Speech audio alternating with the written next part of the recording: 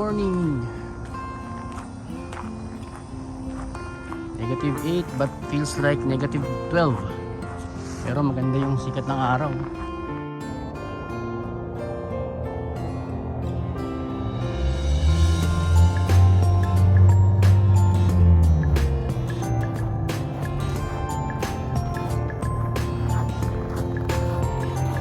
What's up mga ka-Wildy Boy? Belated Merry Christmas sa inyo dyan sa Pilipinas at Merry Christmas din dito sa amin sa Canada. Sa mga nangangarap makapagtrabaho dito, saan man nyo gusto makarating, kung province ng Alberta, Saskatchewan, sa Manitoba, New Brunswick, or kahit saan mang province nyo gusto makarating mga kabayan, meron lang akong may papayo sa inyo.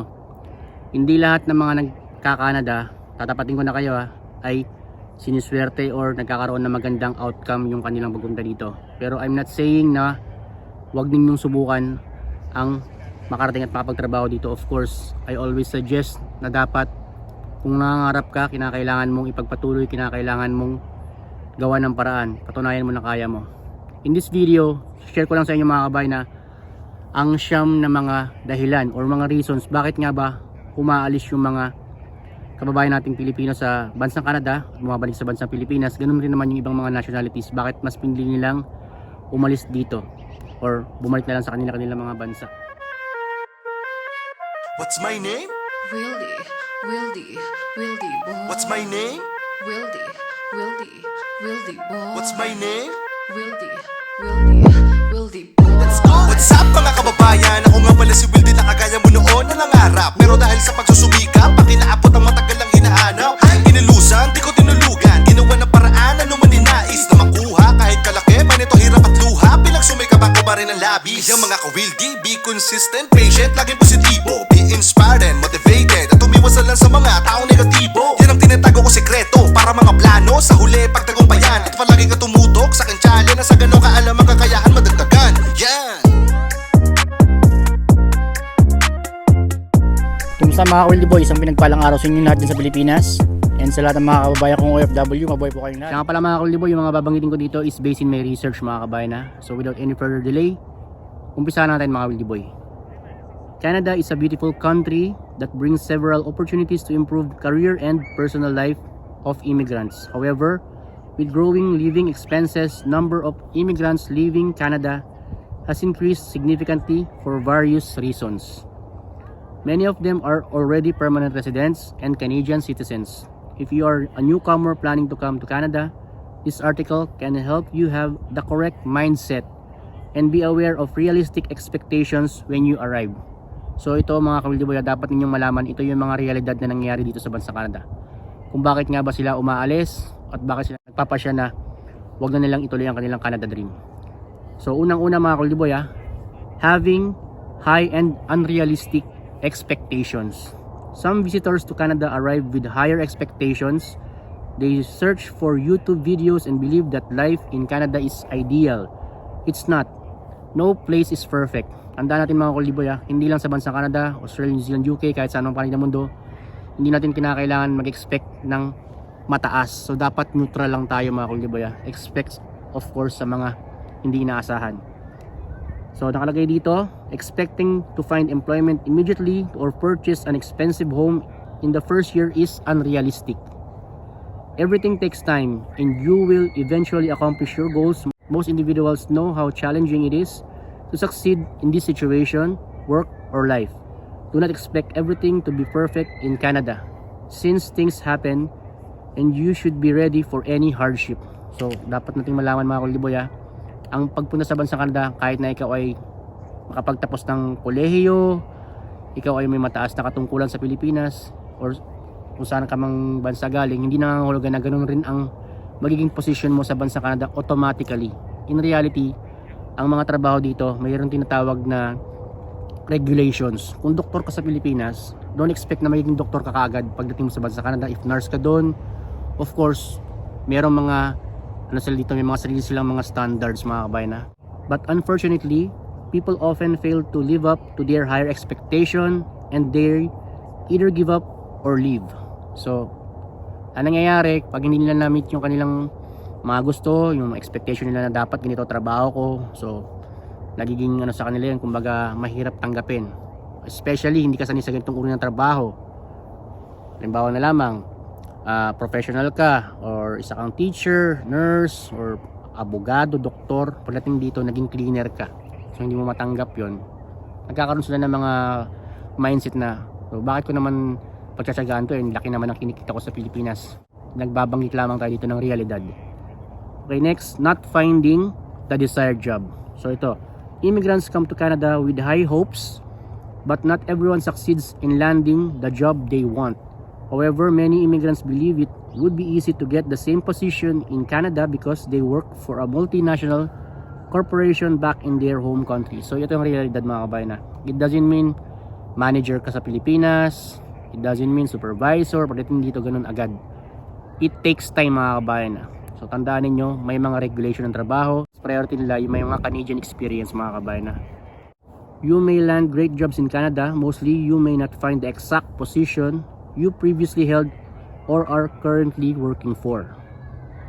Nakalagay dito mga Kaldiboy, generally it may take at least 1 to 3 years to find a position in your specific industry despite having years of experience in your home country.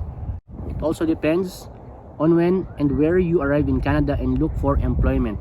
Not finding a position in your field is not the end of the world. Tandaan natin mabuti ha. Kahit na hindi nyo agad makuha yung position na ginugusto ninyo o yung pinapangarap niyo sa bansang Canada, hindi nangangahulugan na kumbaga katapusan na ng mundo.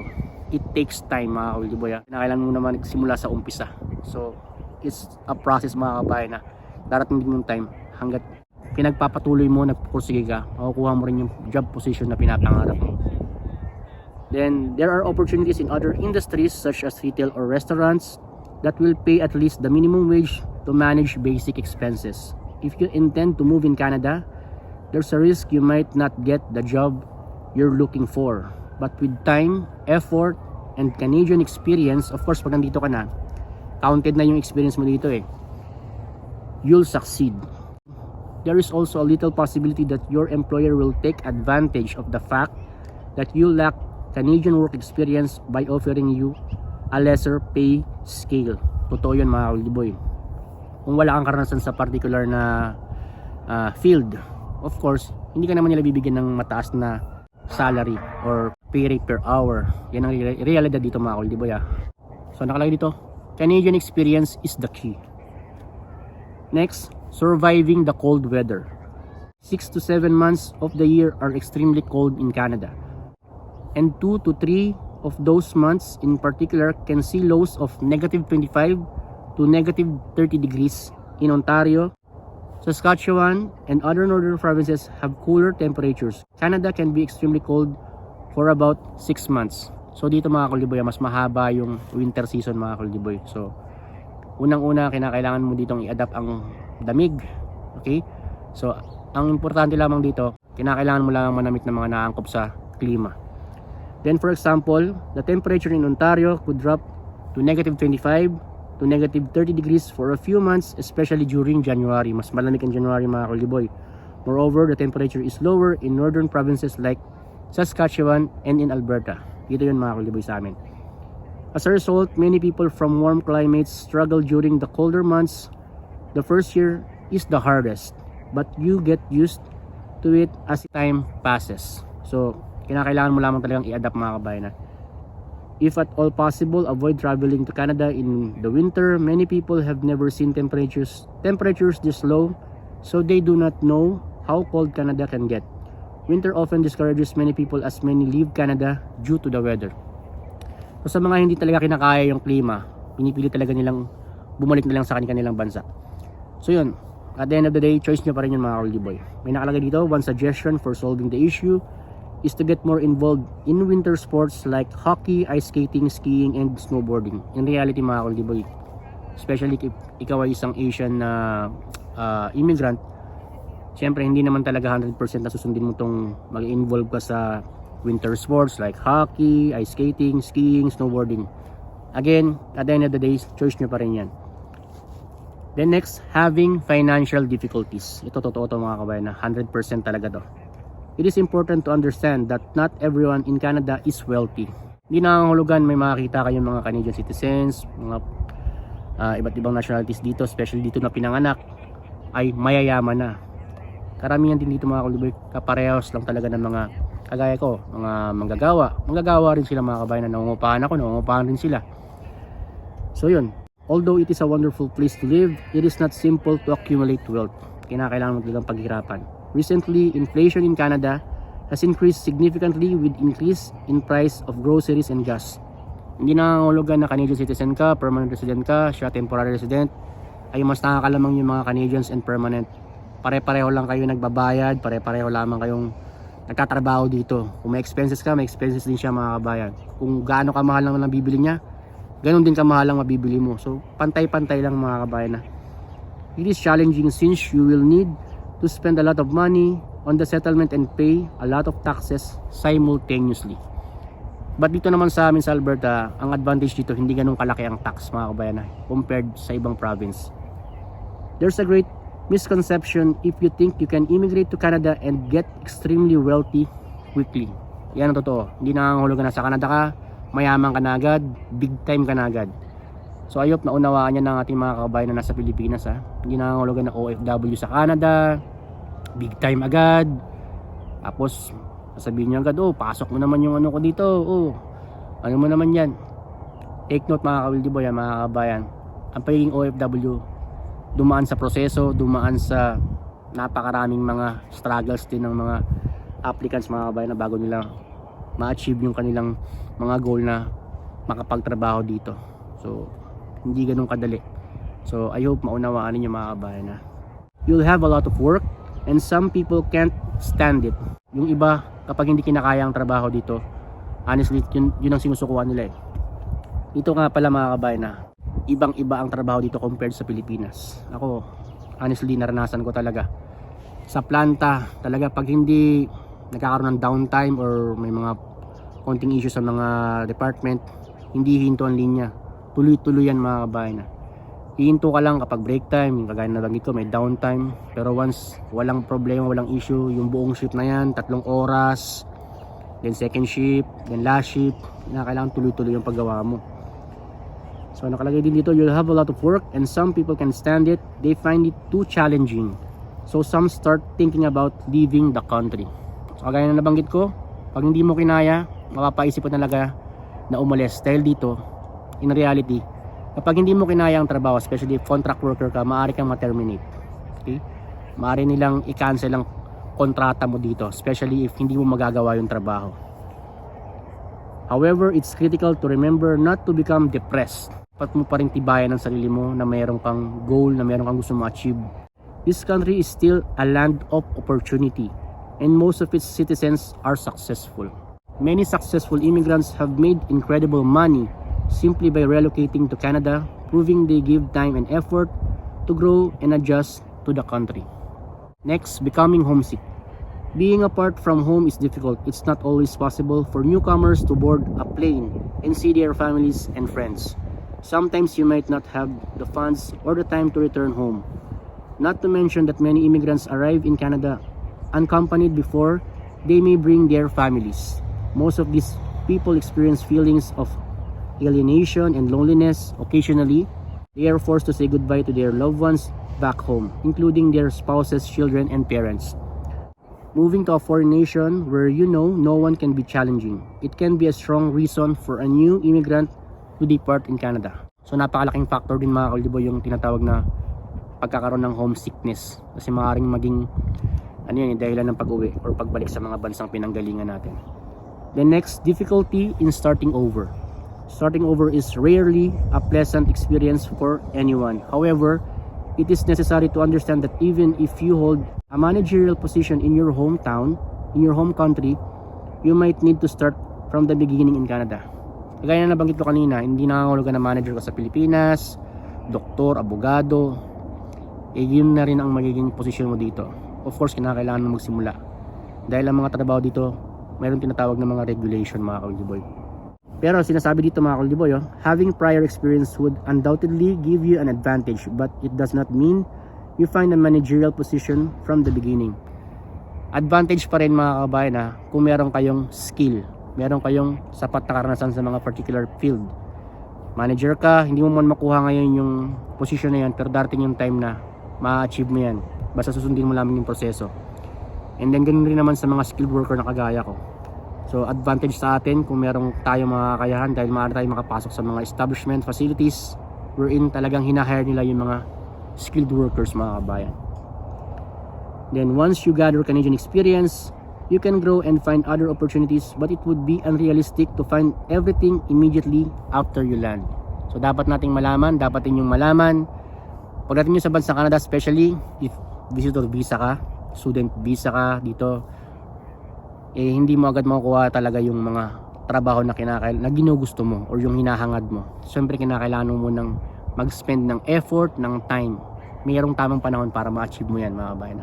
However, the key is not to give up when things are challenging, especially at first. Many people struggle under pressure, which makes them depressed and unable to start over and improve their lives. So hanggat maaari, kinakailangan pag nasa ibang panig kayo ng mundo, hindi lang sa bansang Canada, kinakailangan tibayan nyo ang inyong sarili. Huwag kayo basta-basta mawalan ng pag-asa. Hindi lang Canada, kahit saan panig ng mundo, nandyan yung mga tinatawag na pagsubok, mga kauliboy. Kinakailangan natin yan i-overcome. Then, having health issues. Even when people are healthy in Canada, they occasionally receive a serious medical diagnosis. Dito nga pala, mga kababayan, sa totoo lang, share ko lang sa inyo. May mga kaso dito na galing sa Pilipinas, healthy, pero pagdating sa bansang Canada, dito nadadiagnose na nagkakaroon ng cancer, dito nadadiagnose na nagkakaroon ng iba't ibang mga uri ng sakit. So bakit nga ba nangyayari yon? Nangangahulugan lang, mga kauliboy, na mahirap talaga mag-expect na healthy ka. Kinakailangan mo talagang pangalagaan pa rin yung sarili mo. Kumbaga, i-maintain mo hanggat maaari yung lifestyle mo. Kung may bisyo ka, iwasan mo na. Kumbaga, kinakailangan mong isipin na yung katawan ng puhunan mo dito para magtuloy-tuloy, especially yung trabaho, mga kauliboy. And although they could receive a therapy in Canada, it might make more sense for them to receive it there with the assistance of friends and family. Additionally, they could need to return home if a family member suffers from a serious illness or if they have to care for their aging parents. Isa nga pala sa katotohanan dito, mga kauliboy. Halimbawa na lamang, meron kayong kamag-anak na may sakit. So, nasa Pilipinas pa sila. Hindi mo sila agad-agad makukuha. Kasi isa yan sa mga, kumbaga, hindi nila inaalaw. Honestly, yung halimbawa lamang, pagdating dito may sakit na agad, hanggat maaari kung dito na mangyayari yan, nakuha nyo na, well, magkakaroon sila dito ng privilege ng healthcare services. Pero kung nasa Pilipinas pa lang, isang balaki dyan, mga kabayan, para makuha ninyo ang mga relatives ninyo kung yung mga gusto nyo i-sponsor, mga kauliboy. Then in this case, they can sponsor their parent, but the application process is time consuming and not everyone is qualified to sponsor. Isa rin to, mga kauliboy. Hindi lahat ng kamag-anak mo pwede mong ma-sponsor, mga kauliboy. Usually, anak, asawa, yan lang talaga. At depende rin kung sino yung mag-sponsor na nandito sa bansang Canada. Ito na, mga kauliboy. Expensive real estate and rentals. In a few Canadian cities, real estate can be pretty pricey. For example, expect to pay $2 to $3 million for a tiny house if you travel to Toronto or Vancouver. Totoo yan, mga kauliboy. Mas mahal ang mga binibentang bahay sa Toronto compared nyo dito. Pero hindi ko sinasabing mura dito sa Alberta. Tumaas na rin dito, mga kauliboy. Apektado na halos lahat ng mga provinces. People frequently work hard and cannot purchase the home of their dreams, especially in large areas like Toronto and Vancouver. Yun lamang ang downside, mga kabayan, na meron talaga mga provinces, may mga cities talaga na talagang matataas yung kanilang mga taxes, mas matataas yung kanilang cost of living, matataas yung mga renta. So hindi natin kontrolado yun, mga kauliboy. So choice pa rin ng tao kung gusto mong lumipat ng ibang province, kung meron ka naman talagang kakayanan na gawin yan. Not only are immigrants affected by this issue, but many Canadians also struggle to pay the high cost of housing in Canada's major cities. Hindi lamang ito sa mga bagong dating dito. Apektado rin dito, mga kauliboy, yung mga Canadians. Kumbaga, hindi nangangahulugan na dito talaga sila lumaki, mayayaman na sila, nag-i-struggle din sila, mga kabayan. Apektado rin sila ng inflation, ang matataas na renta, mortgage, at kung ano-ano pa. Similarly, rents are becoming increasingly high as there is a growing demand for housing and many struggles to find affordable housing in Canada. Then lastly, expensive public health and medical treatment. Although public healthcare is free in Canada, it does not cover everything. Remember that it is your responsibility to purchase any prescription drugs. Dito mga kuliboy, share ko lang sa inyo. Kapag ikaw ay temporary foreign worker, ang iyong health card, magdedepende yan sa iyong work permit. Just for example lang, ang validity ng iyong work permit ay 1 year. Ang iyong health card, valid rin yan for 1 year. Pero kung ikaw ay magiging permanent resident na, wala ka na makikita ng expiration date dyan. So proceed tayo. In addition, the public health system does not cover dentists. Therefore, you should expect to pay a high amount if you require complicated treatments. Advantage nyo naman dito mga ka-Wildy kung meron kayong mga insurance sa company. Kasi maaari nilang i-cover yung mga medical expenses, dental, meron ganun. Pero yung iba, hindi pare-pareho mga ka-Wildy. Sometimes booking a flight, returning home, and receiving dental care may be less expensive. Another intriguing fact is that in Canada, it's typical to see the nurse first and the doctor later depending on the situation. Totoo yun mga ka-Wildy. Kung minsan hindi agad-agad nila or hindi agad-agad pupuntahan ka ng doktor, aasikaso ka dito. Kadalasan dito yung mga assistants nila mga kabayan.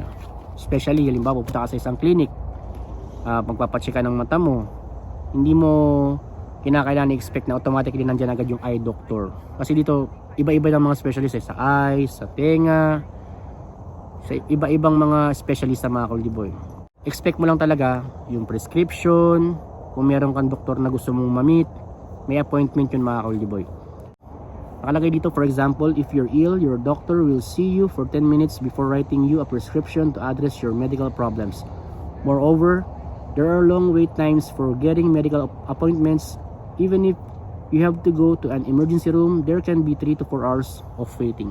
So isa to sa mga downside mga ka-Wildy. Realidad yan dito sa bansa Canada mga kabayan. So yun, sa mga nabanggit ko mga ka-Wildy, alam ko naman na marami sa atin na sumasang-ayon, marami sa atin na hindi sumasang-ayon, marami rin naman sa atin ng neutral lang. Pero ito yung sabi ko sa inyo, itong mga binanggit ko dito, ito yung mga base sa kanilang mga survey, ito yung mga base sa mga talagang nangyayari sa bansang Canada. As an OFW mga kabayan, dapat nyo lamang isipin, kung ikaw ay nangangarap makarating dito, yung goal mo, kinakailangan mo talagang pagsumikapan yan. Pero honestly dito, kinakailangan talaga patuloy ka ng katrabaho. Hindi ka pwedeng mawala ng trabaho dito sa Canada. Alam mo kung bakit? Maaari kang mauwi sa pagka-homeless.